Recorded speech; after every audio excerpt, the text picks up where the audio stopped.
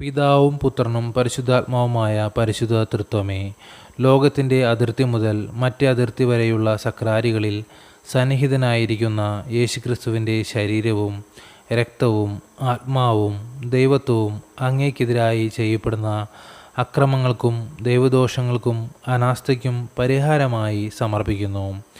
ഈശോയുടെ തിരുഹൃദയത്തിൻ്റെയും മറിയത്തിൻ്റെ വിമലഹൃദയത്തിൻ്റെയും യോഗ്യതകൾ പരിഗണിച്ച് പാപികളെയെല്ലാം മാനസാന്തരപ്പെടുത്തണമേ എന്ന് ഞങ്ങൾ അപേക്ഷിക്കുന്നു.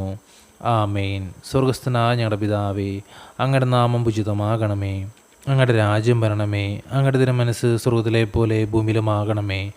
അന്നു വേണ്ടുന്ന ആഹാരം ഇന്ന് ഞങ്ങൾക്ക് തരണമേ. ഞങ്ങളോട് തെറ്റ് ചെയ്യുന്നവരോട് ഞങ്ങൾ ക്ഷമിക്കുന്നത് പോലെ ഞങ്ങളുടെ തെറ്റുകൾ ഞങ്ങളോട് ക്ഷമിക്കണമേ.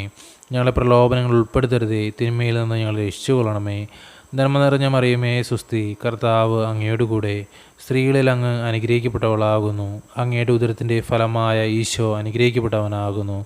പരിശുദ്ധ മറിയമേ, തമ്പുരാൻ്റെ അമ്മേ, പാപികളായ ഞങ്ങൾക്ക് വേണ്ടി ഇപ്പോഴും ഞങ്ങളുടെ മരണസമയത്തും തമ്പുരാനോട് അപേക്ഷിച്ചു കൊള്ളണമേ. ആമീൻ. പിതാവും പുത്രനും പരിശുദ്ധാത്മാവിന് സ്തുതി, ആദിലെ പോലെ ഇപ്പോഴും എപ്പോഴും എന്നേക്കും. ആമീൻ.